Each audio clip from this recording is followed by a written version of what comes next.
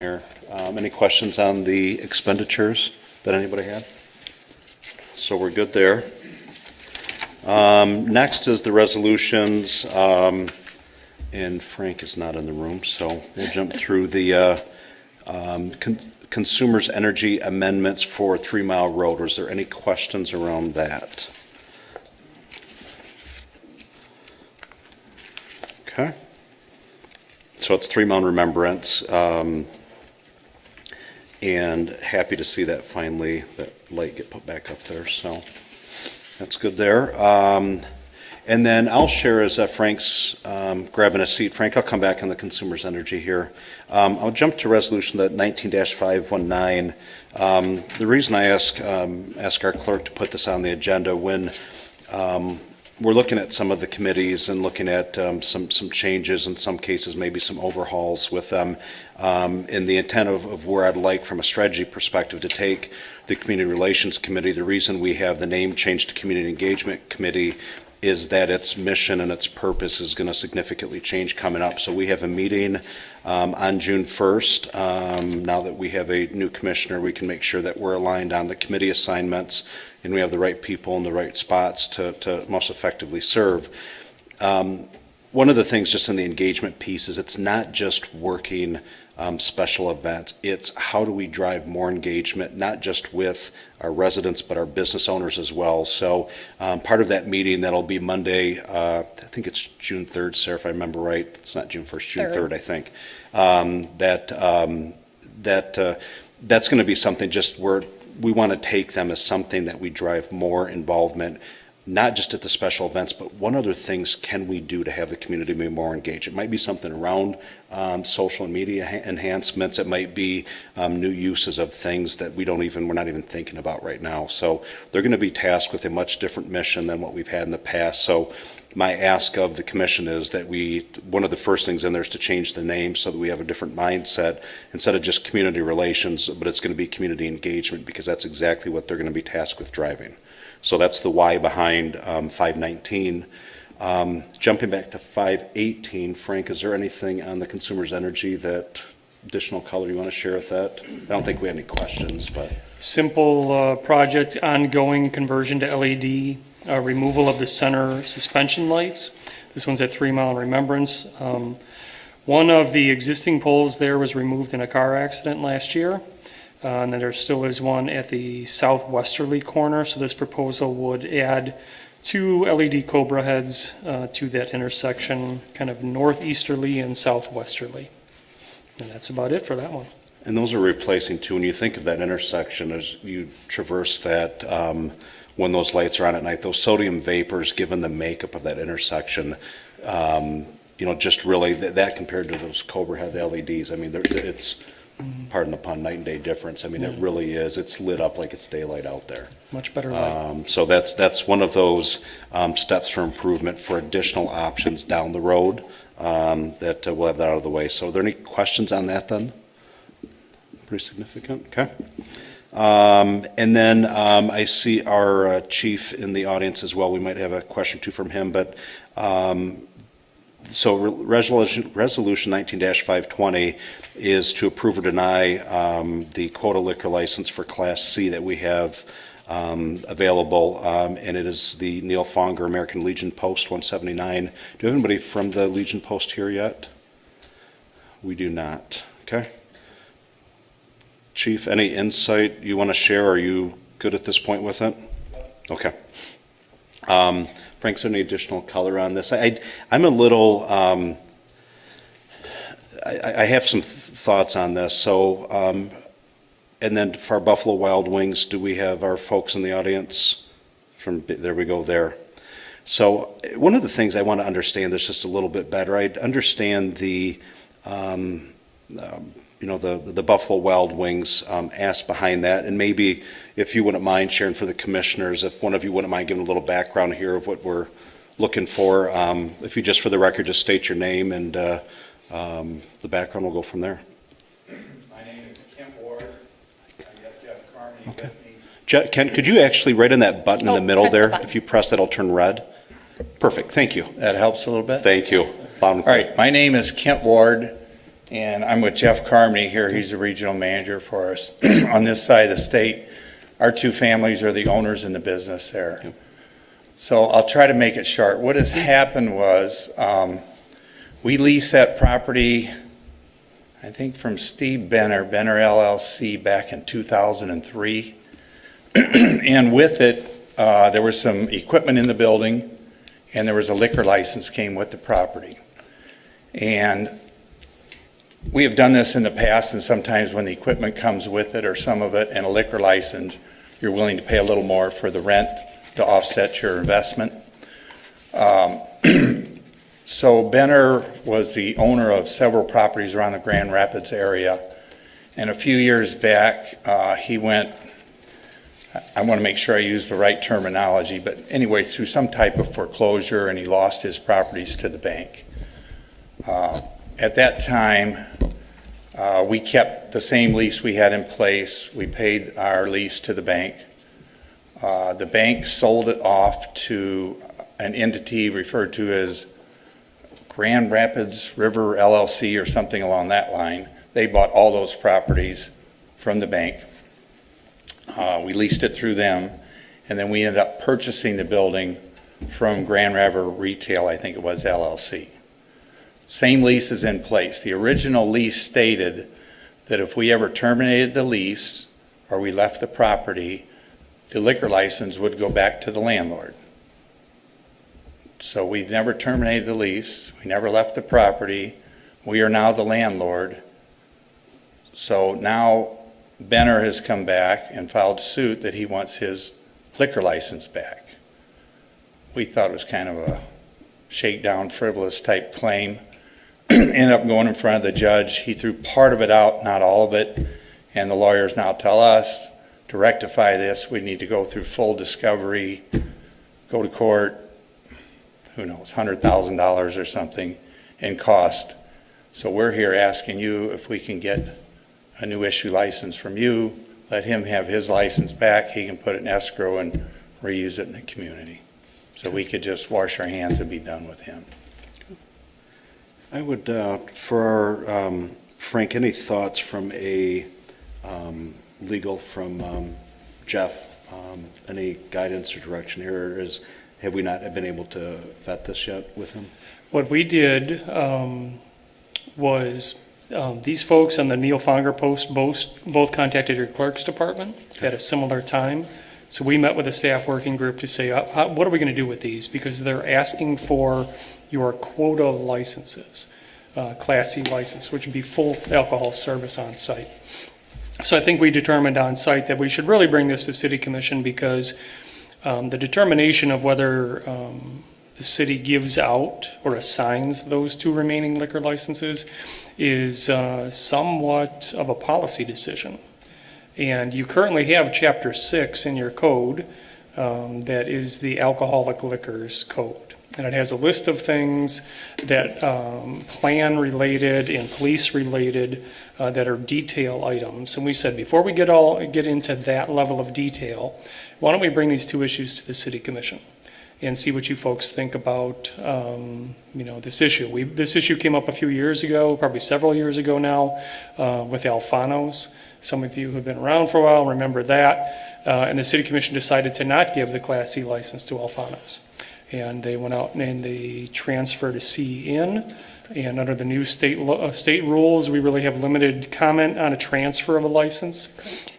And then the issue went away. So we didn't make any changes to code. We didn't make any changes to policy. We really don't have a policy on quotas, quota licenses. So what we have, the question for you folks tonight is, do you want to take action on these tonight? And it's completely discretionary, and that's what Chapter 6 says. No one is entitled to these licenses. City Commission is completely it's completely up to the City Commission whether these licenses are given out or not. They do have a significant monetary value, Class C, $75,000, something like that. So a lot of other communities use it as an economic development tool to say we'll only give out a Class C license per quota unless if you meet the following standards: job creation, does it meet the master plan, is this a priority redevelopment district, those kind of things. We really don't have any of that in place in Walker. So you really have two paths to consider here tonight. Number one is you just take action on these tonight and give out the licenses. We know that they're sitting there. Or not, or conditional upon meeting Chapter 6, which is where you have to have 125 seats, you have to have a certain kitchen area, the bar area is limited. Out of the two that are here tonight, I'm pretty confident saying Buffalo Wild Wings already meets the code because they've been approved previously. The site plan has actually been approved by the Planning Commission. The building plans have been approved by what was then our building official on site. And now you're at an administrative issue where they have a legal issue and they're asking for the license. Structurally, they're probably okay according to the code. We would still want them to apply. We would take a look to make sure they meet the code, make sure they meet what PD is looking for as far as background, et cetera. Neil Fonger, we don't have any plans on. And that's something we would certainly want to take a careful look at and make sure that they meet the standard of your code before we would come to you and say, staff's recommendation is that you should grant the Class C there.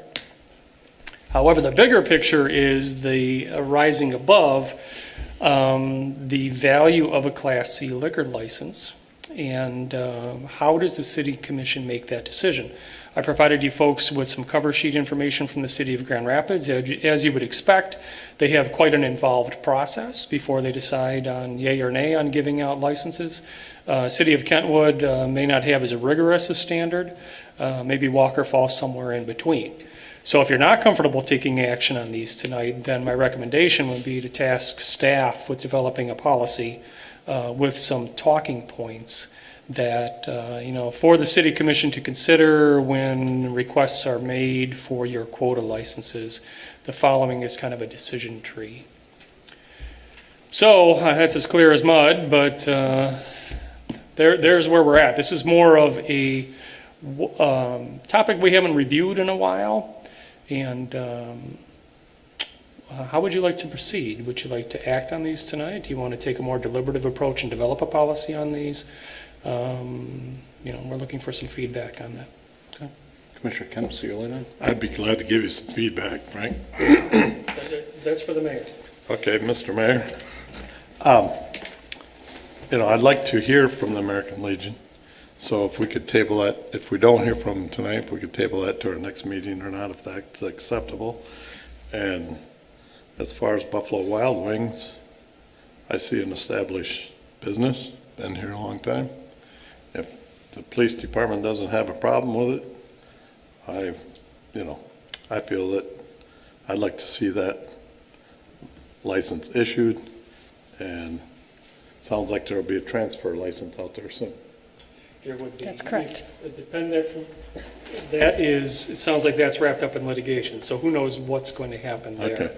Their immediate concern is, and check me if I'm wrong, we're going to lose our Class C license and we're asking the city for one before we go to look for one ourselves.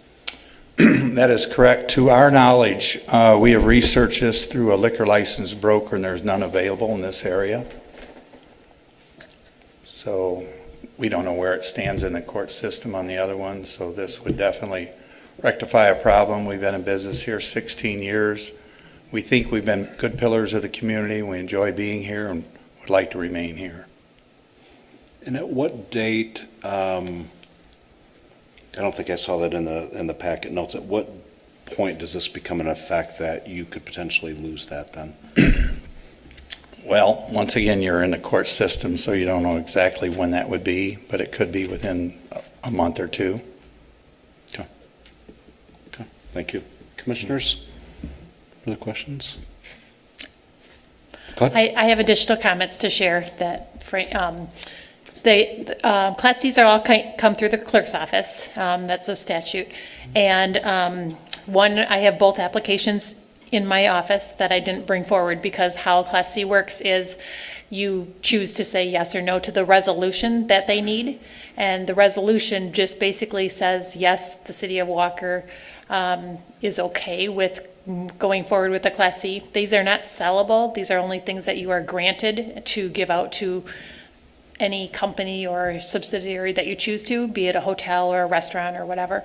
I know we try to hold them close because you don't get one only when a census data comes into change.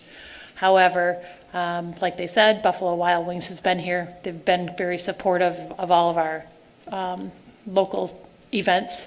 American Legion is, like you guys said, they're trying something whole different. They're trying to open it to the public. So I think there's a lot more for the police department to consider about seating, restaurant, et cetera. Revenues is another thing to look at. But for transfers, we don't have any say on transfers. Right. And for Class C that we have, that's the only one that we have a resolution that we can say pass or deny. Okay. And that's up to them. All right. Commissioners, other questions, comments? Yeah, in the realm of comments, I would probably at this point, based on what I've heard here and my understanding of the process, be in favor of moving forward with the Buffalo Wild Wings license.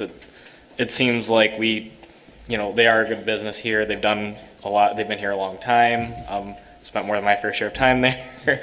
And I think that with the situation that they're in, it makes sense for us to move forward with that. As far as the American Legion, I think Dan's right. I would like to hear from them, and I think as far as good planning goes, getting the information that we need in terms of how they are as far as compliance with all of our ordinance, things like that, and the requirements for that license. I think all those things are very important, so that'll be a step that I want to see before I would be ready to take action on that side. Okay, fair enough. I agree with Stephen. Okay, Commissioner Glanville?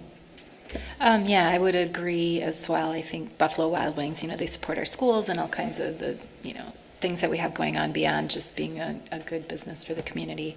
And I would also like to entertain that discussion about what we should be looking for in a new liquor license, as Frank suggested. Maybe getting something, especially as we look towards more development in a planning process, how do we decide? And so maybe getting some of that a little bit more in place, I think, would be useful. Okay. Especially in light of the upcoming census that may change. Mm-hmm. And then we need to have something in place, I would think, right? I don't think you need to have something. I think it's a good practice because of the fact that it's a economic development asset that we currently don't have any kind of a decision-making process for. And it's probably time for us to do that, in my opinion. So, to that end, so you're suggesting that staff workshop that kind of for suggestions. It wouldn't be an ordinance probably, but could we have that discussion at ordinance just in that it's kind of a higher level discussion on the direction that we want to take those? I think that's a smart idea because we should probably look at Chapter 6 anyway. Yeah. And redline that. There have been significant, last time it was updated was 2013, and we really didn't do any significant changes. Since then, the Michigan Liquor Control Commission has passed a variety of laws and rules and regs. Things have changed at the state level that you're very aware of. So it probably would be a good place where we can look at Chapter 6 and the policy as one package. So I guess, Mr. Mayor, if you're comfortable with that, I think that I would like to see that go there just so we can bring it down into a smaller work group session and kind of dig into the meat of what options we have, and then, from a commission's perspective, bringing that into that discussion as well, as opposed to having staff recommendations come through. So then, would we be looking then to table both tonight then and doing that? I don't have a problem moving forward with the Buffalo Okay. Wild Wings. So make Seems sure that it's we're kind clear. of like it's almost similar to acting on an existing license, in the way that I'm kind of viewing it. So I would feel comfortable moving forward with that one, and then kind of the rest of the discussion having to evolve the other direction. Fair enough. Okay, can we take that? So for, just to make some additional insight for the group, I think we always look, we're making a decision like this. It's the reputation of the owners and so forth. And if I'm not mistaken, JK&T is the largest or second largest BW3 owner in the United States. That is correct. So I have, just from past previous business career, have good knowledge of them, and they run a phenomenal organization. They give back to the community. I can't think of whether it's Kennewood Hills, West Catholic, our police department. They've been extremely giving, so I'm very comfortable supporting this piece. So we, for the two of you, we'll take this up at our 7 o'clock meeting. It's it's a little ways down, you're welcome to stay for that, but I think you, at this point, can know that you have overwhelming support up here for that, so we can help you out with that, and the other one we need to take a little bit deeper look into. Thank you, we appreciate it. Thanks for the support of the community. Thank you. Yep. All right, we are at 6:51, so we'll keep rolling through a couple of these. So Commissioner Gilbert, great suggestion on the ordinance. We'll look for that when we upcoming for a motion with that one. Budget amendments. We have our favorite finance director in the audience. Are there questions on the, I want to thank the finance committee and all those that attended. We had some, this was, the years I've been around, this was some very good conversation and very, I think, deep into philosophies and making sure that we continue to refine these and make sure we're making the right decisions on behalf of the city. So I want to thank the finance committee and the others that attended as well. But on that topic, before we get to the resolution, is there anything else that we want to discuss on the budget amendments for this fiscal year? Anything else? All right, we're good on that one. Ordinances. Chief Long, you want to take a stab at that or no? Let's start at the top, the marijuana-related ordinances, 646. So are we speaking about the marijuana and the consumer fireworks? Yep. So basically what we're trying to do is bring into alignment our local ordinances as related to state law changes, as our assistant city manager expressed with the liquor licenses. Same thing is happening at other levels in other areas. As you know, with the voter initiative of recreational marijuana, our local ordinance had to be adjusted to parallel what the state law now says with regards to possession and the use of marijuana. So basically, we took a grassroots effort.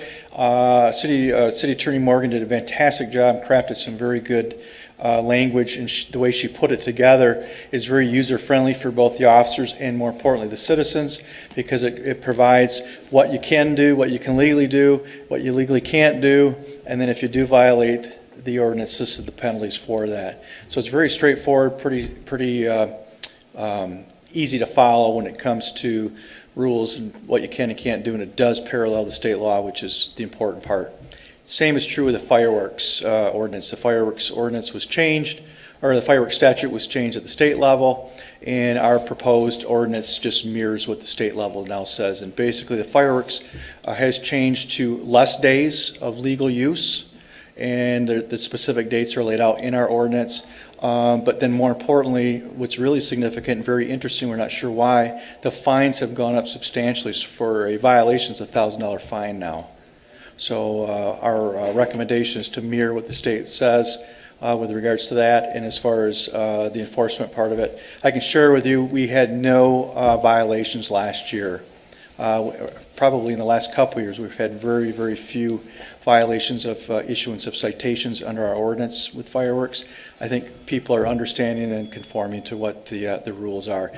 The interesting part will be this year now with the change in the reduced number of days. I'm hoping we can get out there as an education component and explain to people that, hey, the ordinances and laws have changed, and that's the approach we will take. But if necessary, we do have the enforceability if we have to. Commissioners, questions on either? Yeah, I noticed in the fireworks ordinance, so it's section B, item number 6. It reads, "No person shall use consumer fireworks or low-impact fireworks while under the influence of alcoholic liquor, a controlled substance, or a combination of alcoholic liquor and controlled substance." I wondered if we needed to include marijuana in there, because it's no longer, I've looked at the definitions, and since we're changing those definitions, I thought maybe we should cover our bases on that one. It's an interesting catch because technically marijuana still is a controlled substance. When you look at it from a federal standpoint, it's a level 1, Schedule 1 still controlled substance. So we would use that as our barometer when it comes to under the influence of people using them. Okay. So how does that language work in because we just I mean, I'm just trying to align it with the ordinance change we're making for marijuana and that we changed those definitions. And if you look back at now, what is a controlled I mean, I don't know, do we need to align that for local purposes, even though That it's might be a covered good at the idea federal? to revisit that, because I think what we did is the fireworks change came prior to the recreational marijuana change. So I'll take that back to the city attorney Okay, and see, because we crafted the fireworks one prior to, but by definition, it still is a controlled substance. Okay. But I understand exactly where you're coming from, because of our ordinance now takes that controlled substance part out of it. It could be misleading or confusing. all right, thanks. So on this one, should we be tabling? I would recommend tabling, I would make a motion to table the fireworks ordinance. We can do that at 7 o'clock. Okay. We'll get there, just want to make sure. Are you're comfortable with further Yeah, rereading? I think it makes good sense, and just try to get a legal definition of what she's comfortable with when it comes to enforceability as well. I think it's very smart to do that. It's probably a quick answer, but believe so. none, just to cover our bases Yep. then. Okay, fair enough. All right, anything else for police chief? All right, thank you, Chief Long, Yep. we're good. All right, it is 6:57. Instead of trying to cram one more thing in here on the, we already covered the budget amendments. Mullins precise, Plat will actually sit tight on for now. Everybody needs a quick refill or a very quick bio break, and I need to find a pen real quick. So we'll start back up at 7 o'clock. Well, thank you. There's pens right down here. I got one, thank you. Just found one, thanks. Thank you. I know.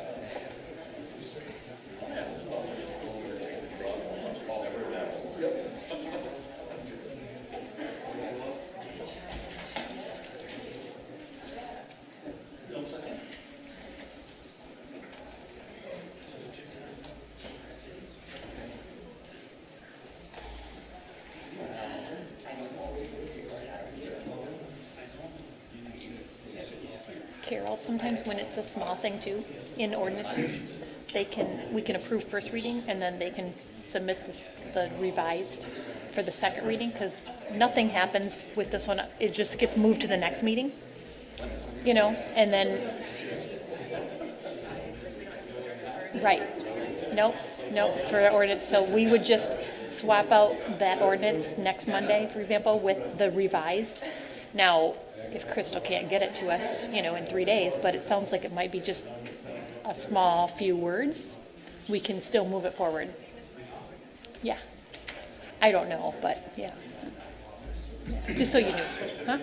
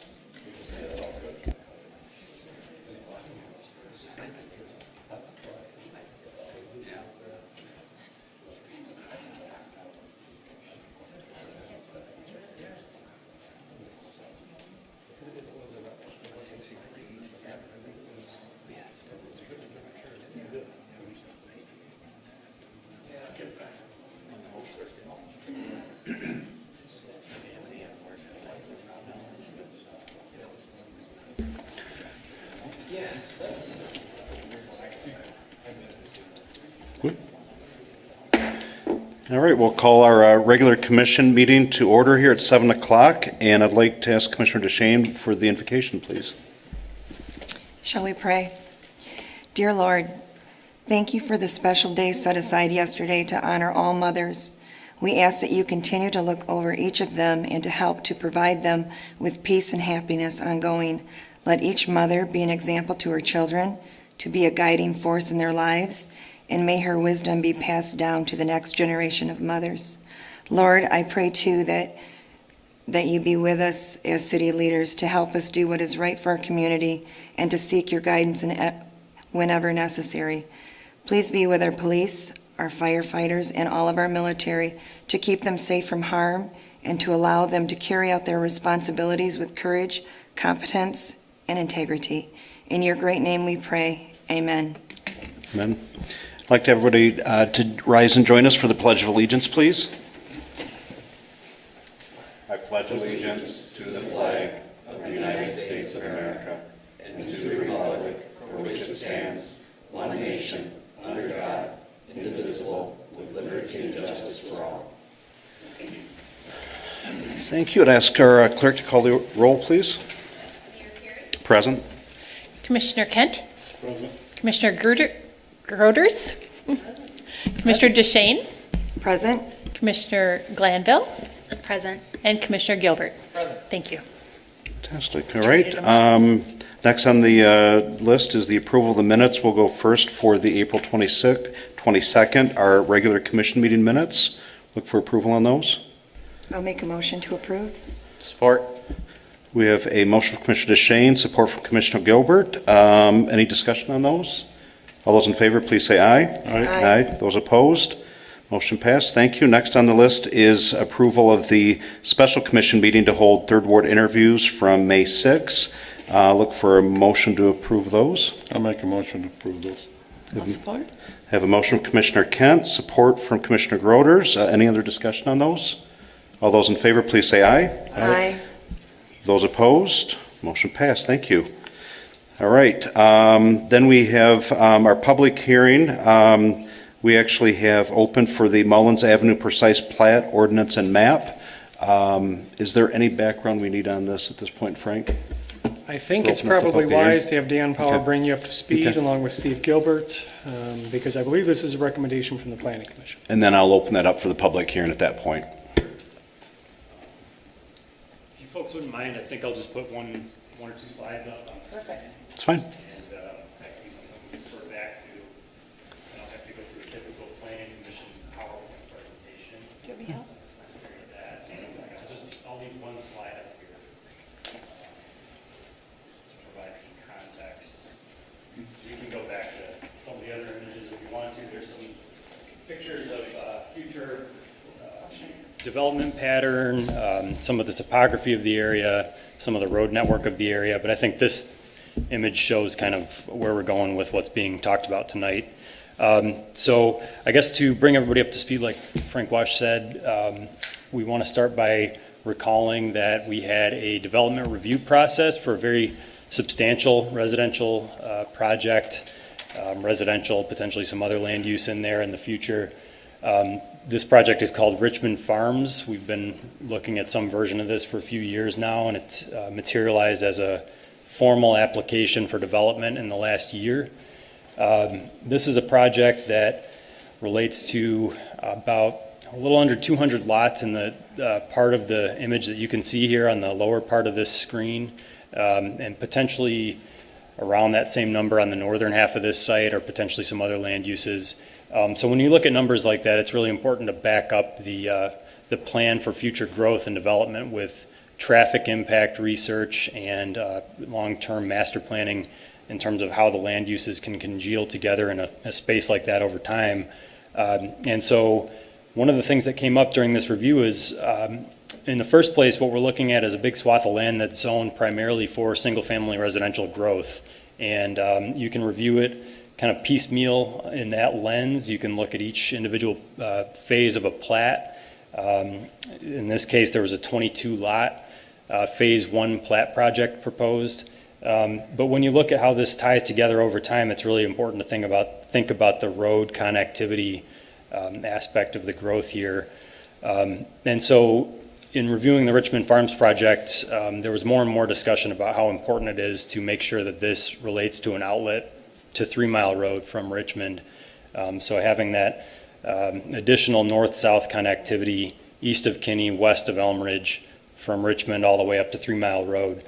One of the great mechanisms by which we do that in Walker is something called a precise plat. That's something that communities sometimes employ to have a legal mechanism to have a future road set aside, basically, in a part of the city. And so this is a way to sort of codify and formalize a road that you want to plan for the city in a way that's consistent with your master plan. In this case, we've had a master plan that speaks about north-south connectivity between Richmond and 3 Mile back to the 98 master plan, which is still kind of our baseline, and probably before that as well. So this is something that's kind of driven by the current development. It's also something that can be amended and tweaked based on how the future development grows out. You can see the layout here. This is a rough approximation of the route that's being proposed, that thick dotted line kind of in the center of the screen. We may find that the development that comes through shows that that road has to be curved around a slightly different way, or maybe it's even sensible to connect it up to Mullins or some other route. So there's always an opportunity to amend the precise plat ordinance to fit your development goals. So it's driven by the current development plans. It's possible to change based on future development plans, but it is something that's going to be part of our zoning ordinance and codified by law based on your decision tonight. This will be an actual legal description for a right-of-way that will be set aside where no buildings can be built until to allow for the future road to be constructed there. With the caveat that there is a sunset with any precise plat ordinance. In this case, we set that for a long planning horizon of about 20 years, 21 years. So this has to be done by December 31st, 2040, or it's considered null and void. That's just one important part of how this is written. Finally, I just want to point out a couple of quirks here, just to note that this is what we know is going to be built in the more near-term future is a continued extension of Mullins Avenue. We know that Mullins is going to be the road that connects across the street and will be the center road of this first phase of development. But of course, up where it's proposed to connect to 3 Mile right now, it's not Mullins anymore, it's Keyline. So Keyline is a private road that was used to serve the FedEx facility, which is now same-day delivery. So there's going to be a jog in the road. There's going to be we'll have to look at the road names and the pattern that comes up from that. So that's just one thing to keep in mind. Another thing to keep in mind is that the southern leg of this precise plat is more of a residential 66-foot wide right-of-way standard. When you get up to that industrial area, you move to an 86-foot wide standard. So just some technical aspects of how this was written. And on top of those things, as development comes in and we look at how this has to be built, there are going to be challenges that have to be overcome. One of the things is the topography in that northern section of this property is really steep. There's some wet areas, some difficult grade that you're going to have to work through. There is also the issue that we have different zoning on 3 Mile than we have further to the south. We probably have different plans for how the land will be used adjacent to 3 Mile from how we want that to be used farther south. So the issue of separating non-compatible land uses is going to be really important. And I think the Planning Commission has had some really good discussions about how that can be done, whether you have more of a jogged street network that sort of has clear, distinct separation of different traffic patterns, or whether you have designed features that sort of do street calming and maybe kind of pronounce an entryway to the residential development from what's maybe more of a anywhere from industrial to office to multifamily to the north as this thing grows together. So those are going to be some of the challenges that we work through as this project continues and gets built over the years. But for right now, you can see the kind of bones of the project and where this road is planned to go. Commissioner Gilbert, any additional insight you want to share from the PC's perspective? Yeah, absolutely. So this is something that we've been talking about for quite some time. We regularly talk about the need for additional north-south connections through this part of town. I think that anyone who drives Kinney will say that there are issues with the amount of traffic that road's carrying and the design of the road. At this point, we want to bring it to 3 lanes at some point, but as far as the amount of traffic that this area alone proposed for development could generate at some point, we definitely want to make sure that we're doing thorough planning, and that's why we're here today discussing the proposed connection here, and making sure that we get that on the books. I think that's important to us as a planning commission. I think it should be important to us as a city commission as well, and I do get the sense that is the case. One thing that I did mention at the planning commission level was certainly that I would prefer to see this route more direct in terms of having less of that jog across and more of a meandering road maybe to get to where it needs to be, instead of that, we're looking at it with kind of a hard turn, and that I might be fixating on something there. And again, this is all conceptual, and the point is to have the connection on the books, right, above all else, versus the shape of the road, because that can change pretty drastically based on what type of development is proposed there, and acknowledging that. But just that's kind of the perspective that I've come with, and I would rather see a more direct route that doesn't involve the direct stoppage of traffic, with other maybe traffic calming measures put on the road to make sure the residential traffic is moving at an appropriate pace. And I think at the last meeting I had talked about maybe a median at the point where you want to separate the industrial traffic from the residential traffic, things like that. Maybe bulb outs, because it is kind of a wider residential road. There may be some room to do things like that to keep the traffic moving slowly, but also directly, right? Because we do want all of that residential traffic to utilize this route instead of kind of going around on those straighter roads. So I guess that would be where I'm at on it. Okay. But either way, I am supportive of moving forward to have this on the books. For the precise plan. So commissioners, any other questions? Commissioner Kent? Go Sure. ahead.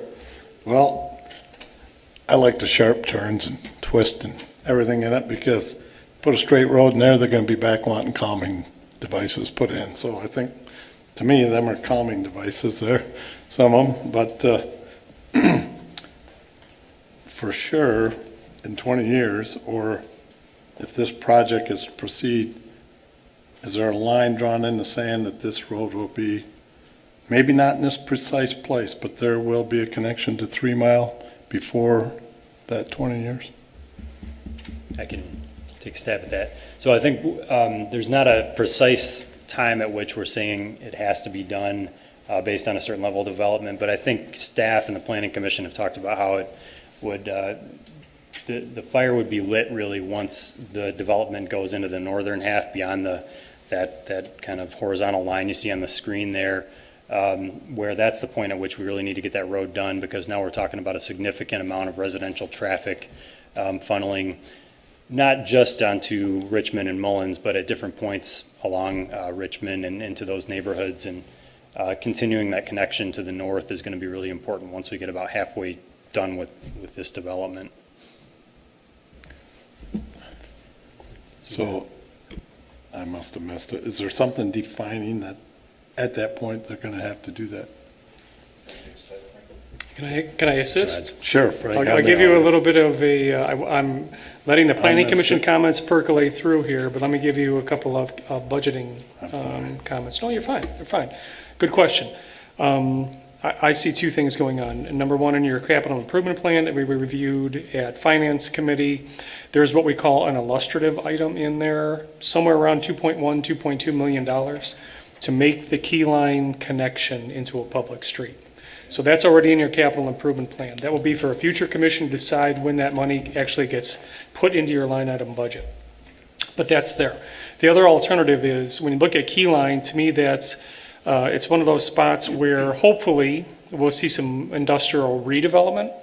And that's when we roll out our package of, can we find grants? Can we build streets? Similar to what we're doing in other parts of town.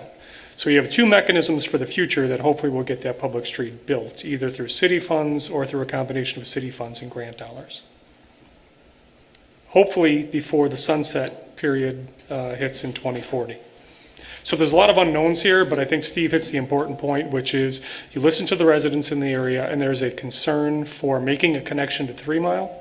And that's what we're doing here. It's what we've done in similar parts of the city to make sure that that plan is actually put into ordinance. It can shift in the future, but you're using the best guess right now for where that street will go and trying to make it happen.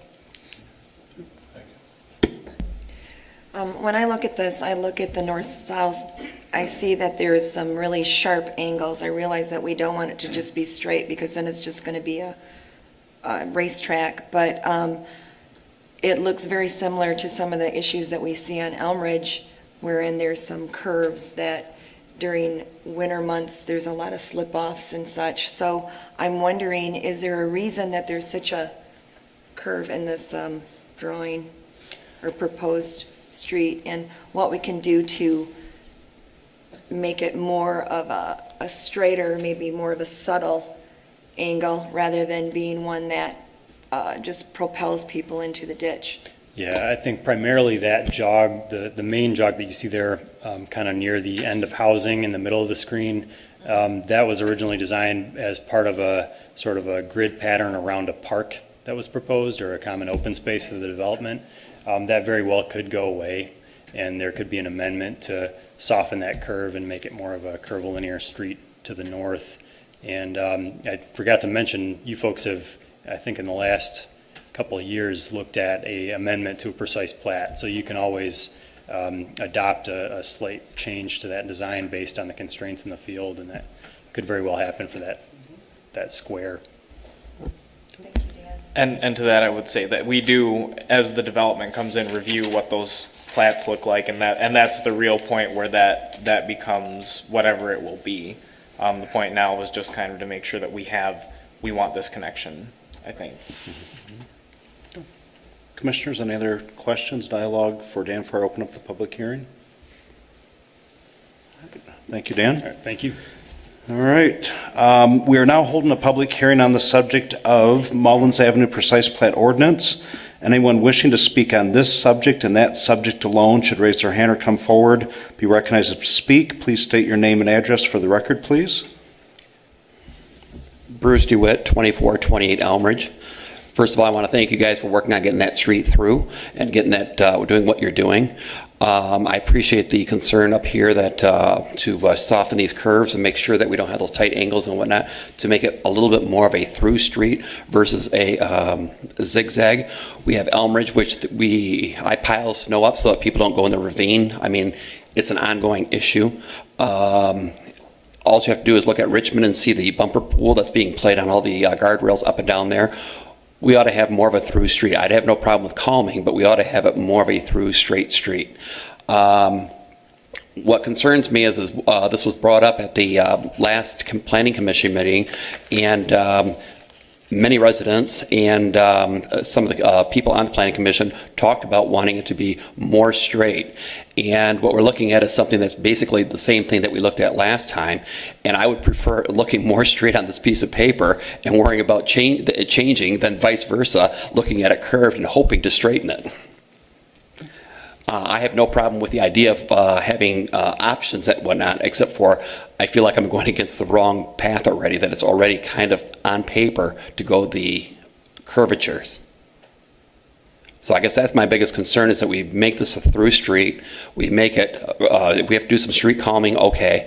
But the idea is to move traffic through there, and not the plan that I actually have in the packet that you guys have actually shows 90-degree angles that are the curve, not the curvatures that are in here. And again, I live in the curves of Elmridge.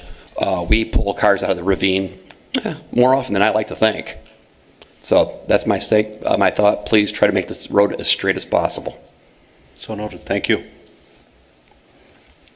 Is there anyone else? Should you come forward? Will you please state your name and address for the record? I'm Morris Versluis. I live at 2160 Lamont, Northwest. I do appreciate the fact that we're going to have a connection to 3 Mile, because I was also concerned about the traffic going on to Richmond.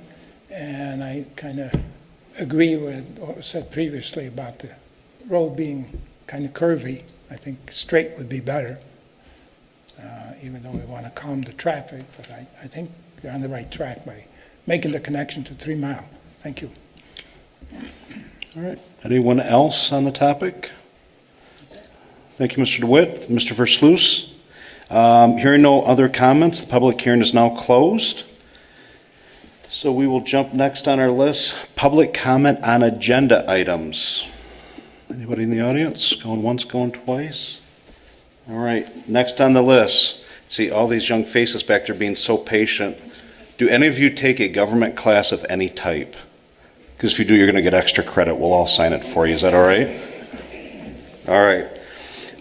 One of the neat things, and I see our former mayor and state representative Heising in the audience as well, and I know the state has some recognition as well, but had a chance our clerk brought to my attention, say probably about 2 months ago, heads up, hey, 100th anniversary coming up, and right about that time, the news with the Andy Egan company of their $100,000 giveaway over 10 months, and where they're giving $10,000 away to a local charity every month. And I had a chance to go out and meet with Andy and his sister Amy, and I see Tom out in the audience sitting there too on the end. So I met him when I first moved out to Kennel Hills a long, long time ago, and his many years of service to the community, the Board of Ed, and just tireless service to the school district, and really has built the company into its next level at this point. So what we've done is the city has a proclamation, as does the state. I will read the cities, and then we also have a 100th anniversary recognition, a nice, what do I call this? I won't say a trophy, but a nice decorative piece for you that I'll bring down as well and join Representative Heising, and we'll get a nice family picture too when we're done here. So, proclamation. Whereas it is fitting and proper to honor the Andy J. Egan Company as they celebrate their 100th anniversary, they are deserving of special recognition from our city leaders. And whereas we recognize the Jasper family for their 4 generations of family leadership and stewardship of Andy J. Egan Company, and whereas the Andy J. Egan Company has made the highest priority of giving back to our community through programs like the Egan $100,000 community giveaway, and whereas the skyline of West Michigan is filled with endless buildings that the company has had a hand in constructing, such as the Helen DeVos Children's Hospital, J.W. Marriott, the Grand Rapids Art Museum, Van Andel Institute, DeVos Convention Center, and whereas we'd like to take this opportunity to graciously thank the Andy J. Egan Company for all that they've done to impact the city of Walker, our residents, schools, and businesses. Now therefore, I, Gary L. Carey Jr., Mayor of the City of Walker, do hereby proclaim Monday, May 13th, 2019 as Andy J. Egan Day in the City of Walker. I ask the City of Walker to join our community in recognizing the Andy J. Egan Company and its employees as they celebrate 100 years in business. In witness whereof, I have hereunto set my hand and caused the seal of the City of Walker to be affixed this 13th day of May of 2019. And it's one of the neat things, the nerdy part of me as a business person. You're really big on culture, and we talk about the great culture we have at the city here. And when I met with Andy and Amy, it was really my first time to be out to the business and see the pulse of what makes them what makes them so strong in the culture. And we are extremely lucky. We're not saying it because you're here. We're saying it because we're darn lucky to have you in our community. So I want to thank you. Representative Heising, do you like to share yours?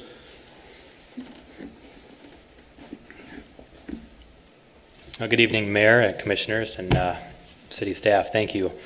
I have this tribute today, and it's a special tribute that I'd like to just read. It's really quite fitting for this occasion.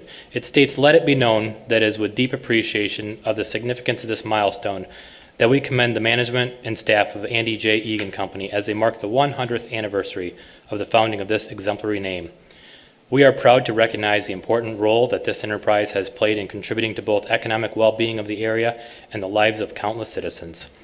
Since its founding in Walker, the Andy J. Egan Company has become a vital element in helping Michigan grow and adapt to the needs in the commerce and all aspects of life in Walker.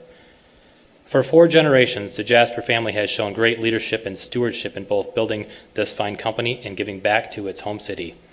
This company has given back to the community through programs such as the Egan $100,000 community giveaway. In addition, their community involvement includes the Andy J. Egan Real Impact Scene and simple surveys of the majestic Grand Rapids skyline. Regional landmarks such as the Helen DeVos Children's Hospital, J.W. Marriott, Grand Rapids Art Museum, Van Andel Institute, and the DeVos Convention Center all bear the impressive works of this company's hands. In looking back over the 100 years of the Andy Egan Company history, it is clear that the name has set its course with a continuing look to the future. While the challenges of the marketplace dictate many of the decisions for any good company, the Andy J. Egan Company has also demonstrated the importance of looking beyond the balance sheet alone to include ideas of its people, the role of the company in the community life, and making choices. We are all grateful that the Andy J. Egan Company has contributed to Walker, our residents, schools, and businesses. In special tribute, therefore, this document is signed and dedicated to commemorate the 100th anniversary of the Andy J. Egan Company. We salute the management company and staff on this happy occasion and wish them well in the years to come. Signed at the 100th Legislature in Lansing, Monday, May 13th, 2019. Myself, Mark E. Huizinga, State Representative of the 74th District, and also signing is Peter McGregor, State Senator of the 28th District. Now, this is a pretty interesting thing because a lot of times you hear companies get announced and recognized for the great work that they did. My experience with the Andy Egan Company goes way back to when I was in college and I was a truck driver. And every once in a while I'd be asked to deliver mechanical parts to various job sites and places all over the community. And I can attest to the fact that they work all over the place. And it's with great pride that I present this special tribute to them this evening.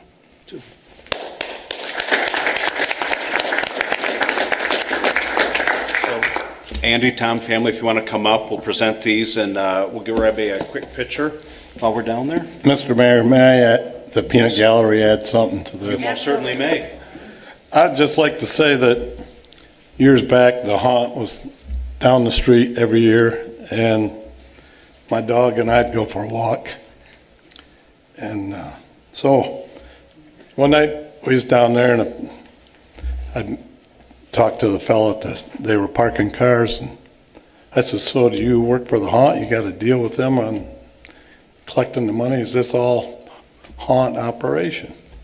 And the guy says, no, we're not with the haunt, but he says, and Egan allows church groups and Boy Scouts or people that want to come in and work the parking lot. The money we collect, we keep for our church group here tonight and everything. And so $100,000, I think the haunt probably provided the parking. He's already met that goal a long time ago. And I thought to myself, what a great neighbor to have down the street and good people to have in our city. And I just want to say thank you.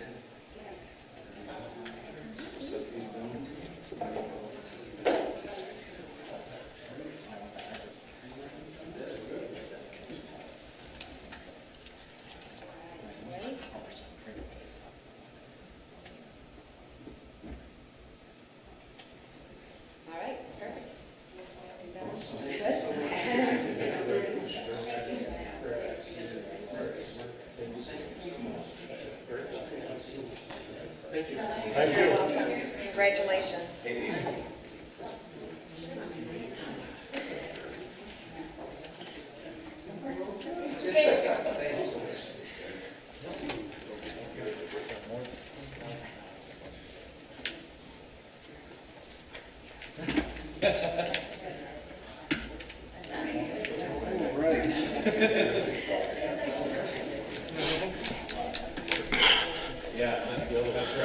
All right, thanks again, Jaspers. All right, next on our list, always a favorite topic of conversation. I'll turn this over to our city manager. So for our newer commissioners, the Local Officers Compensation Commission meets every 3 years. It's a 2 years, thank you. So as they meet every 2 years, it's a very strong group. It's in my view, a group that represents Walker, the fiscal conservativeness, and with that, I'll turn over to you. So that's a little bit on the background. Long time people serving on that board, residents serving on that board. That's correct. And typically, I'm sitting in for Daryl tonight. So Daryl managed the process through your LOCC. And the outcome of that was the memo that I believe went to Sarah that outlines that group's recommendations for the salaries for mayor, city commissioners, and city clerk for this coming fiscal year and then the subsequent fiscal year.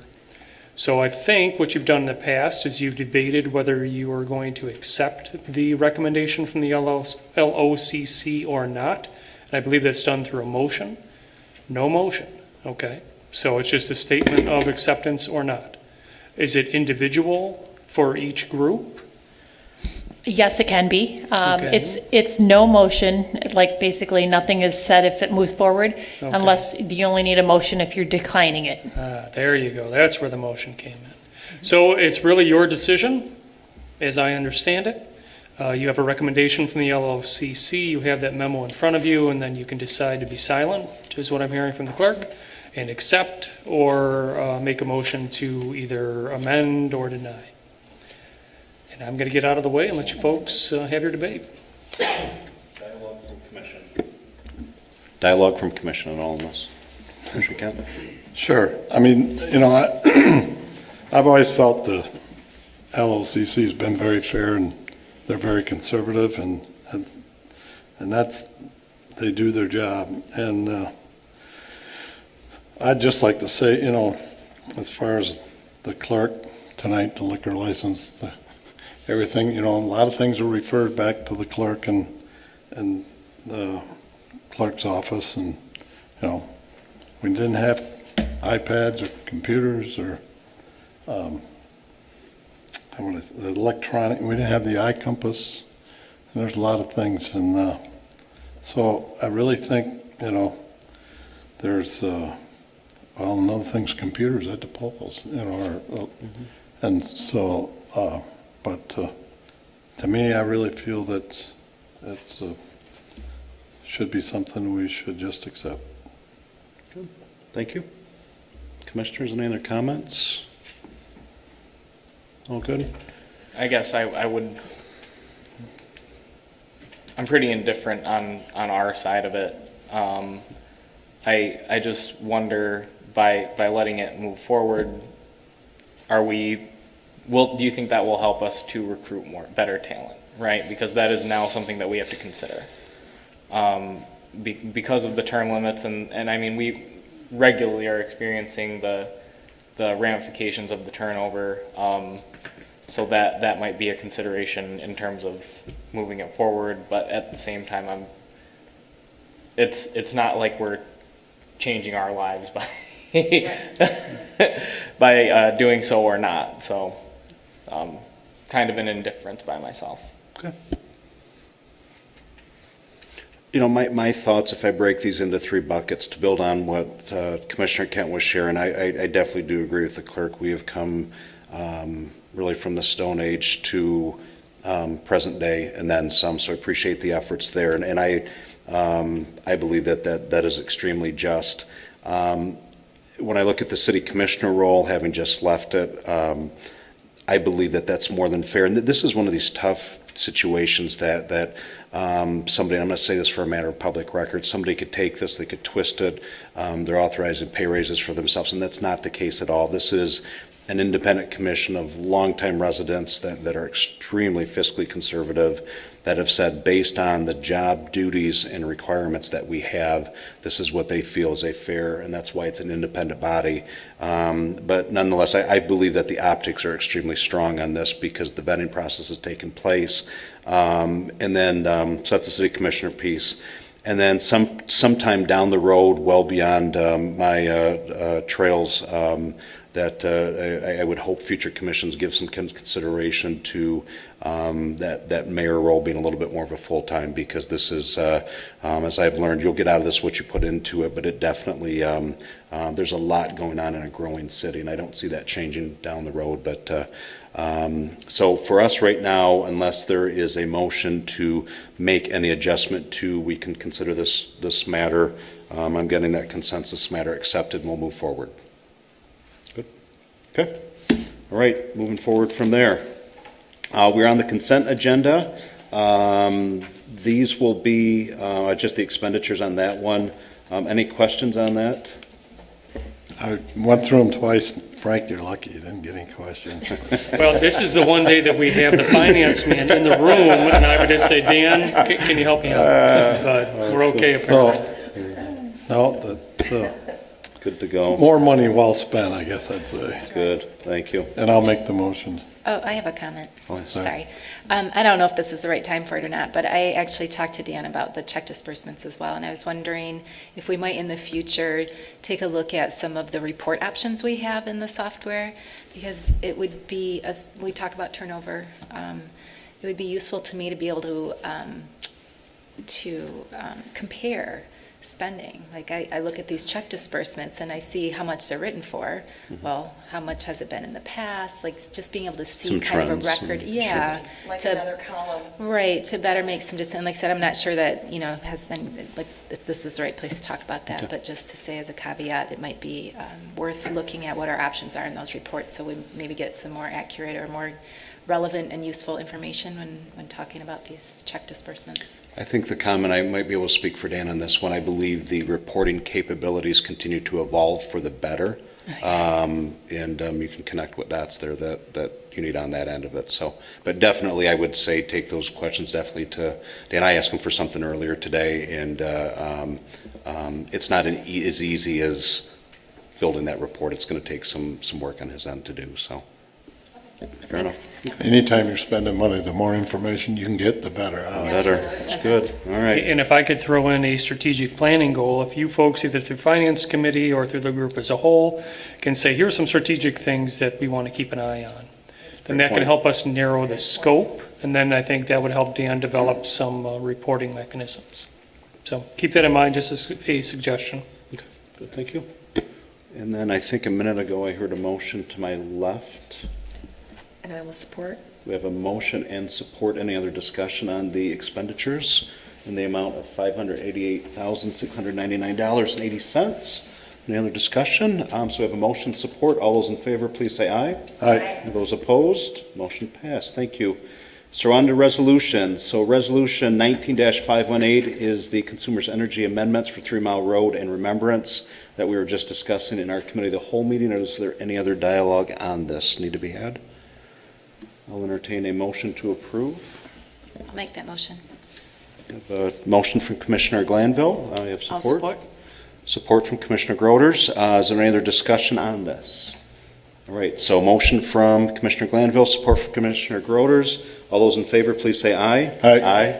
Those opposed, same sign. Motion passed. Thank you. Next is 19-519, a resolution to approve changing the Community Relations Committee name to Community Engagement Committee. We covered this in the committee the whole meeting. Ask for any other questions or dialogue around this. Pretty cut and dry. Right, entertain a motion for support then. I'll make a motion. Thank you. Commissioner Gilbert, Commissioner Glanville. So we have a motion from Commissioner Gilbert, support from Commissioner Glanville. Any other discussion? All those in favor, please say aye. Aye. Those opposed, same sign. Motion passed. Thank you. All right, next up, Resolution 19-520, resolution to approve or deny Class C quota liquor license for Neil Fonger, American Legion Post 179, and I don't see anybody from there in the audience. I would make a motion to table for the time being, under the pretense that it probably warrants further fleshing out and discussion with the folks from the American Legion as well. Okay. Yeah, because I think this is really hard for a matter of record here. It's really hard as a governing body not to have anybody in attendance. We don't know what the business plan is. We don't, we can assume a lot of things right now, and that gets us into trouble. And with the limitation that we have on, we don't have an infinite supply of Class C licenses. I think we have to be very judicious in what we move forward with. Commissioner Gilbert, I agree with tabling it, but I'd like to put a date or a time at the end of it. Otherwise, it can sit on the table forever. Right. But I would, I guess my question would be that Frank and Greg, if there's a time, 30, 60 days that would work best for you to get information, or how would, Could we look at maybe a June 10th would be our first meeting of June? Does that allow us enough time to? If we can have 60 days, that would give us enough time to meet with them and vet out their plan according to the ordinance. I would like to be able to bring you something that we can say, staff checks off on what your ordinance says. So if 60 days is okay, that should allow us to get that done. I would second that if that was part of the motion. The button that turns red, there you go. I will, I will add the caveat that we review in 60 days the proposal again. Okay. So we have a motion to table this with a review in no later than 60 days. A motion is made from Commissioner Gilbert, seconded by Commissioner Kent. Any other discussion on the resolution tabling it? All right, so we have a resolution, we have approval from Commissioner Gilbert, or motion, support from Commissioner Kent. All those in favor, please say aye. Aye. Those opposed, same sign. So motion is, that resolution is tabled now for no later than 60 days from now. All right. Next on the list is Resolution -19-521. Resolution to approve or deny the Class C quota liquor license for Buffalo Wild Wings. As we heard, speaking with our owners, we have our regional general manager in the audience, there's some undue hardship that's been placed on a really strong community partner for a number of years, and I, for one, am on their behalf a little afraid of what, something trying to drag your situation out in a longer court situation. So I think it makes sense for us, and we had conversation during our committee of the whole to do just that. So I'll open that up. Commissioner Kent? I'd like to make a motion. Okay. So motion for approve? To approve. Okay. And I'll support. All right. So we have a motion from Commissioner Kent to approve Resolution 19-521, support from Commissioner DeShane. Any other discussion on this? All those in favor, please say aye. Aye. Aye. Those opposed, same sign. Motion passed. Thank you. You're good to go. And you'll work with our clerk directly. She'll get you squared away then. So, thank you. All right, next on the list, Resolution 19-522, budget amendments for the fiscal year 2018-2019. Dan, I don't know if there's any other insight. Appreciate all the work you did. By far, the 6.5 years in office, the most detail, it's organized, we know where it's at, and we started the fan club membership, and I think we were all kind of in, so thanks for all you're doing. There was a lot of late nights on your part, helping with all the requests that we had and details, and I realize that this right now is this is our budget amendments for this fiscal year. Correct. We'll start on June 10th, our hearing for the upcoming fiscal year and the approval for that. Correct. So right now it's just the budget amendments. Are there any highlights you want to quick cover? No, not in particular. If people have specific questions, I'm happy to answer those, but it's mainly just realigning stuff that we had budgeted. Basically, we started this whole process 1.5 years ago, and we're getting to the end of the fiscal year, and now we're just trying to tighten things up a bit. And so we've made some changes in how we view certain things in this past year, reclassifying some things, and this is just kind of trying to tighten things up. So super, thank you. Commissioners, any questions for Diligence? Go ahead. My button's actually working now.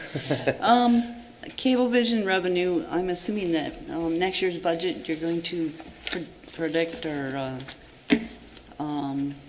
anticipate what that level might be, and in your opinion, what is that going to be? it's going to be right about the area that we're talking about the amendment to be in the, was it 360 area? Is that, yeah, about 362 for the proposed budget for the next fiscal year. Just a minute here. You don't have that memorized? No, I should. 360,000 even is what we have budgeted for revenue. Mm-hmm. How do you anticipate that level is going to remain the same? I mean, I honestly, want to shut my cable off. So sure, yeah, it might be an aggressive number, to be honest with you.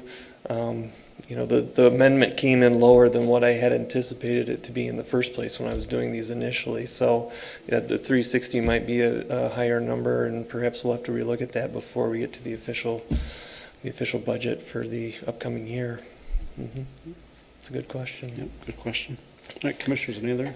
I guess I did have one. I wanted to, on the second page of the amendments, I'd like to just point out, it'd be the second page in the general fund, or under the other city functions, or the 900 department.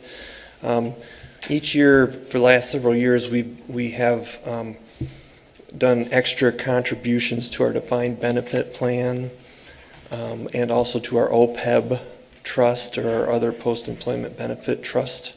And we've historically budgeted $150 for each of those line items. It'd be the second and the fourth line item on that page.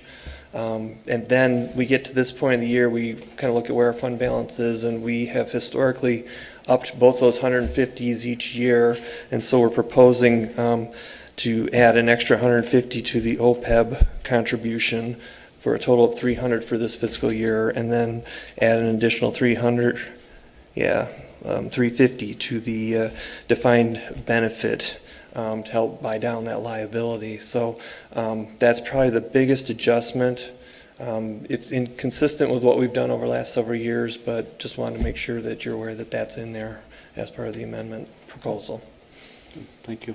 And I think that's in line. It's not just our Finance Committee, but it's been a City Commission philosophy in the last few years that we're very aggressively paying this down and getting ahead of things. So thank you again. It's one of those things, as we've always said, it's not going to get the front page news. It's not pretty or glamorous, but it definitely is. It's the right thing to do to leave the house in better shape than when we came in. So a quiet investment. Quiet investment. I do have a question about that. What level of funding does that bring us up to then? Does it? For the pension, we're in the mid 60% range. For OPEB, we're right around 20, a little over 20%. This will then help that. I did not do the percentages, unfortunately, when we did this, I'm sorry to say, so I don't know what this will bring us to. So if I can make a recommendation, and I may be speaking out of turn here because this is Darrell's call, but again, I think we talked about this at Finance Committee. For OPEB, we have other options to look at just putting money into, now we're not putting money into the OPEB trust account because that's kind of a tied money source, putting money into a buy-down account essentially. But I think we should look at our HSA as well because we can reduce the pool. We did that with police last year through a contract. And somehow I think we should do a financial analysis to see where we can have the most effectiveness with that $150,000. It may be we can increase our funding level or our funded percentage more effectively by getting a big pool of people into the RHSA, similar to what we did with police. Yes, that's a retirement health savings account. It's a portable thing. It was accepted pretty readily by the police department with their contract this last year. But that's something that I think you should probably talk with the city manager as the budget comes up. My recommendation would be to look at the RHSA. Yeah, and our intent with the 300 for this OPEB contribution was to do that, to not put it into that trust account right now, but to set it aside for OPEB. But we would have a little more control over it if we don't put it in the trust and to do that type of option. Well, and I think to the, maybe even specifically back to the pension, one thing I forgot to mention was when you think of, we've had some very significant headwinds we're flying into. One is the rates of return have become more realistic. Those were maybe not as favorable to the true market conditions for the longest time.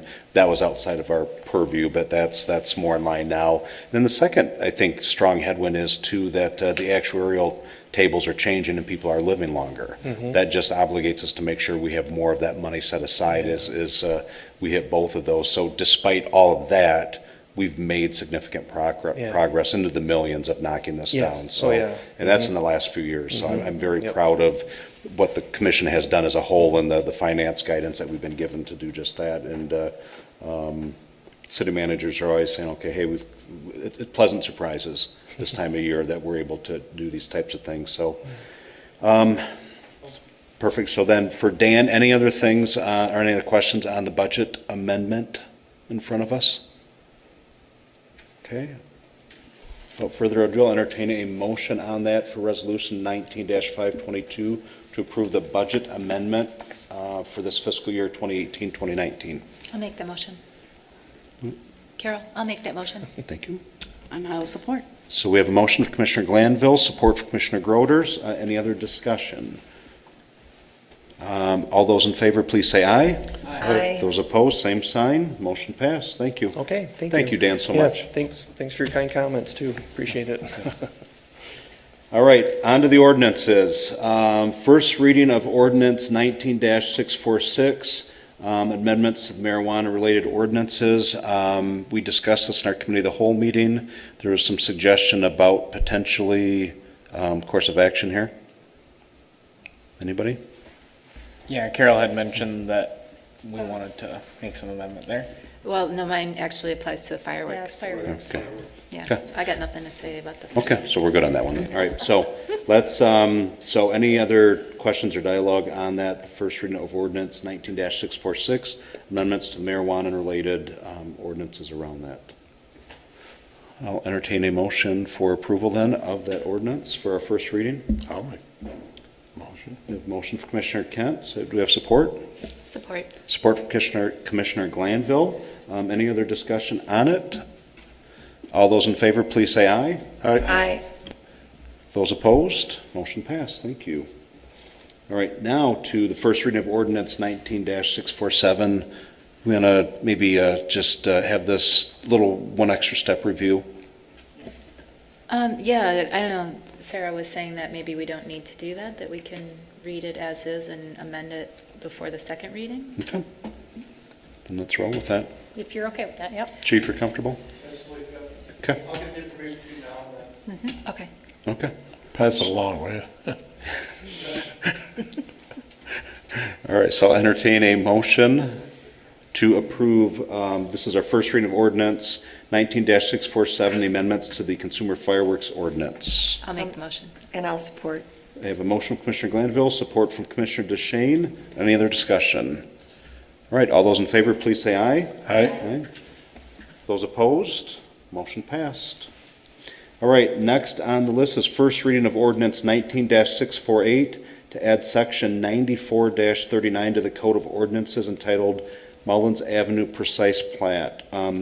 We have, before we motion approval, I'll ask, Dana, you can stay seated, but do we have any other questions for Dan at this point? We had good feedback from our two residents that spoke up, and their points are duly noted. But any other questions for Dan at this point? Could we put a railroad bridge there with a one lane for slow cars down? It's true. Yeah, we need more of those. You got railroad right away there. All right, so I will at this point then entertain a motion for approval for the first reading of ordinance 19-648 to add section 94-39 to the Code of Ordinances entitled Mullins Avenue Precise Plat. I'll entertain that motion. Anybody? I can make motion. Motion from Commissioner Gilbert, support. I'll support it. Support from Commissioner Kent. Any other discussion on this? I think that getting the road to 3 Mile is Agreed. the key, and you know, it's gonna, some of these things are gonna happen, and I think that staff and everybody's worked hard for the best interest of everybody in the city, and more than one outlet and what they're doing. So hopefully it'll work out. Yep, and we'll look forward to reviewing the projects that will shape this road. Yeah. Yep. Good, so we have motion from Commissioner Gilbert, support from Commissioner Kent. Any other discussion? All those in favor, please say aye. Aye. Those opposed? Ordinance 19-648 passed. All right, so next on the list is a closed session conversation. The purpose will be to go into closed session as permitted under Section 8E of the Open Meetings Act to discuss acquisition of real property and to potentially act on closed session discussion. I move that the City Commission go into closed session as permitted under Section 8D of the Open Meetings Act to consider the purchase of lease of real property in the city. Consider the purchase or lease. Consider the purchase or lease of real property in the city. Okay. Madam Clerk, would you do the roll, please? Did I hear a second? Do we have a second? Sorry, thank you. I'll second. Commissioner Groders, yes, we have a motion and a second. Okay. All right, now we can do the Perfect. roll. Thank you. Mayor Carey, Yes. Commissioner Gilbert. Commissioner Kent, Yes. Commissioner DeShane, Yes. Commissioner Glanville. Commissioner Groders. Yes. All right, we will enter and head into the closed session then. You could stay here. Yeah, I could almost stay here. Close season. Closed season. Thank you. That might be.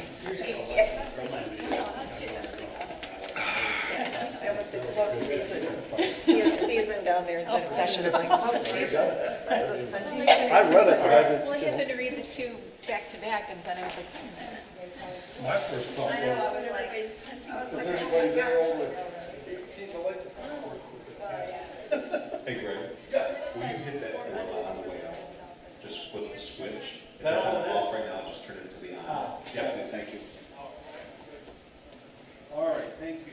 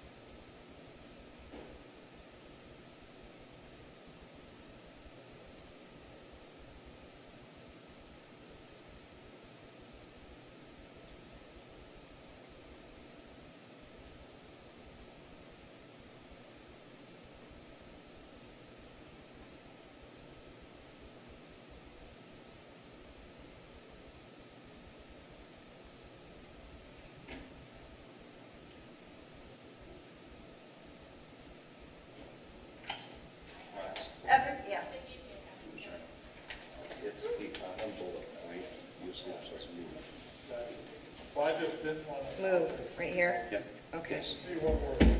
Jesus. And then I don't have to say this. Well, then they kept changing it, and then I kept changing it. And No, I was mean, like- because Yep.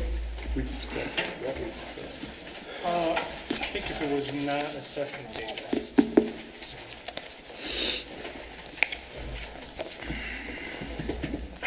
Geez, my prayer was easy. Thank you. All right, we are on tape and going correct, Madam Clerk? So we are set, all right.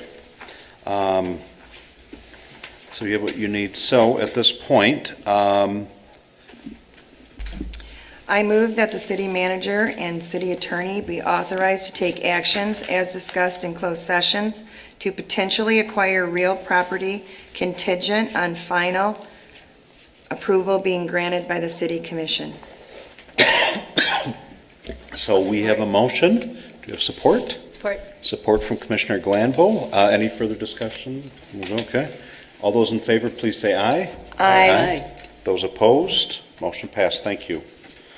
All right, we're good. All right, any other public comment? Nope. Commissioner City Manager comments, Mr. Walsh. Okay. Commissioner Kent? Well, it's been a good meeting, good discussion. Great discussion tonight on a whole bunch of different subjects, and that's pretty much all I have to say tonight. Okay, thank you. Commissioner Groders?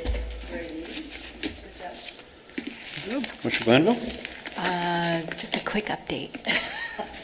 You knew I'd have something to say. I think I emailed everybody about the Fixing Michigan Roads meeting I went to with Bridge Magazine. I hope you had a chance to look that information over. And just to reiterate, it was a public meeting at the Chamber of Commerce. City, county, state legislators, professionals, community members, all providing input. And there was overwhelming support for the gas tax proposal based on all kinds of studies which are available through the links that I sent. So if you want some more information on that, please let me know. It just gives us some really good talking points, I think, for sharing that, what's going on there. Thanks to everybody for the Finance Committee work. Yeah, that was good. I was on a panel last week, like a surprise panel, with the Grand Rapids International Network. So that was fun. And it was really interesting because they talked about, they had this meeting at the Goey Center, and the elected officials who were invited were then on the panel. So at any rate, some of the items that they discussed that they're looking to get some support and encouragement with as international citizens here in Grand Rapids area were encouragement for participation in local government and really like helping people to understand how that process works because it's maybe something new to them. Community mental health services and education were also topics for discussion. I then went to an equity, diversity, and inclusion workshop through KDL.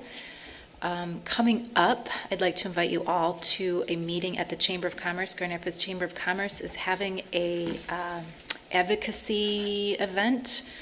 I forget the exact title for it, what they call their series. There's a number of these that they do, but this particular one is a business case for expansion of the Elliott Larson Civil Rights Act. That kind of plays into some of these things. So, and then I talked with Mayor Carey a little bit about what we might be able to do as a commission to just get some group understanding and training and reminders around EDI, which is the equity, diversity, inclusion, and what that means for us as a community as we're looking at master planning and things like that. So I know there's... What was the date of that, Chamber? It's the 23rd, May 23rd. You can register on their website. I believe it's free. It's 3:30 to 4:30. Yeah, well, I got more. So I've also been meeting with, doing some work around, I know I mentioned this a little bit before, around affordable housing resources for our citizens. It seems like there's a gap in the Grand Rapids and Kent County area where there's a lot of support for homelessness. And there's support for, getting into a house, but there doesn't seem to be a lot around services for low-income residents and resources that they might access more easily in terms of finding out what's available for home repair and things like that.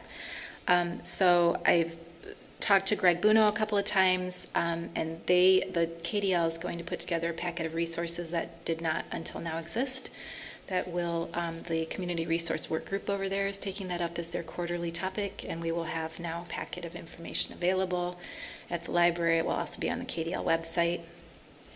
We also talked about bringing some of these organizations to Walker, to our library, to have them do those presentations so that our citizens don't have to go downtown, which of course is a burden if you're probably in that situation. I also have been talking to some people about what that looks like for affordable housing as we do our master planning, particularly areas that touch right up with Grand Rapids and how we can partner with them a little bit maybe.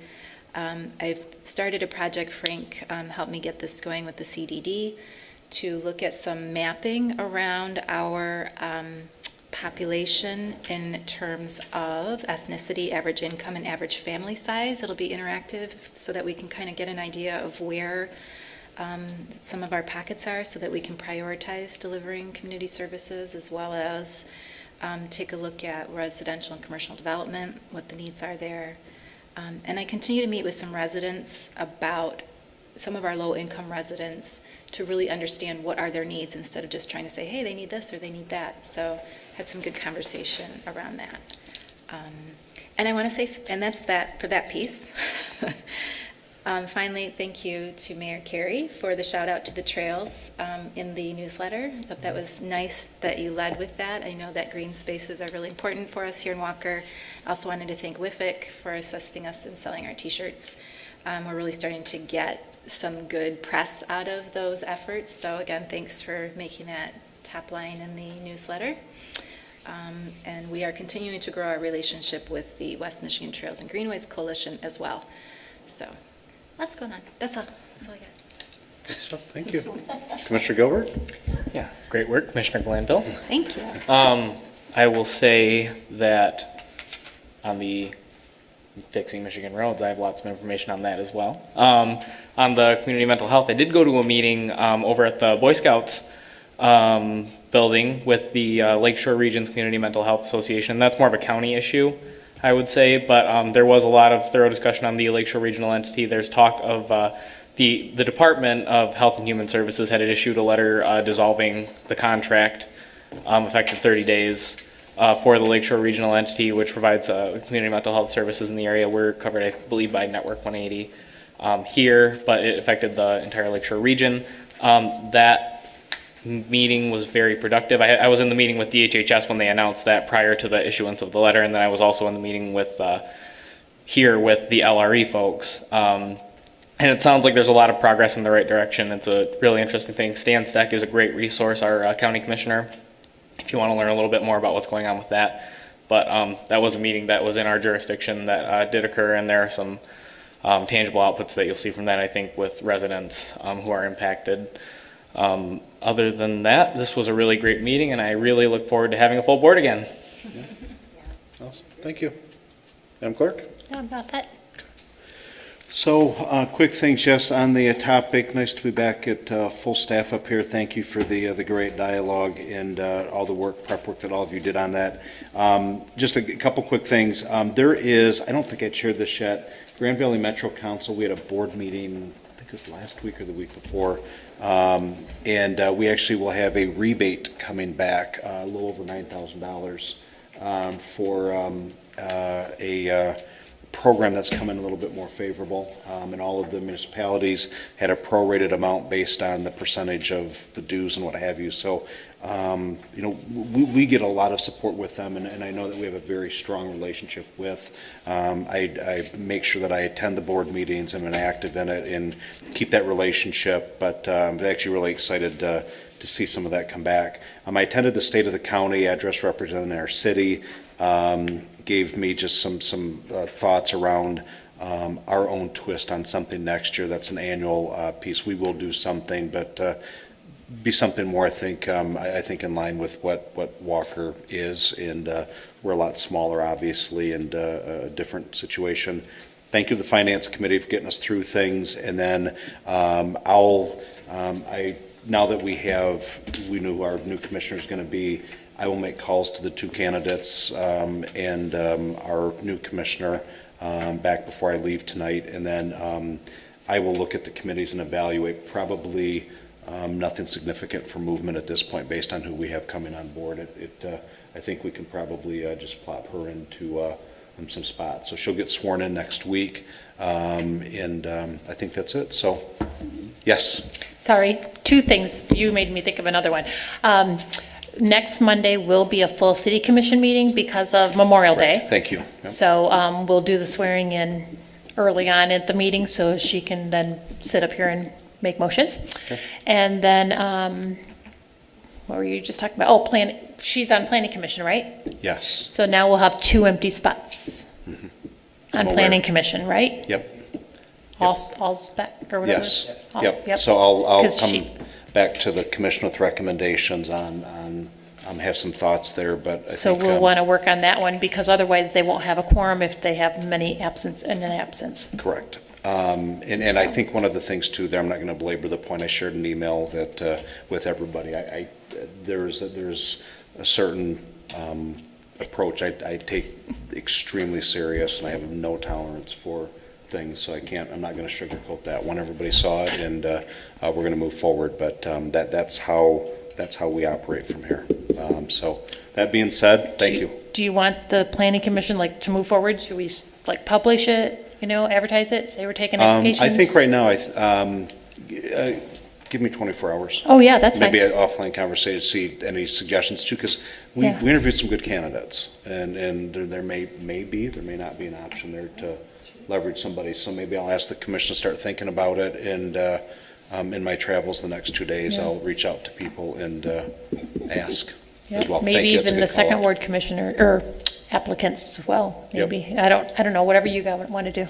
Yep. Good Okay. call. Okay. All right. Anything else? Good stuff. Thanks for the reminder. All right. I'll entertain a motion to adjourn.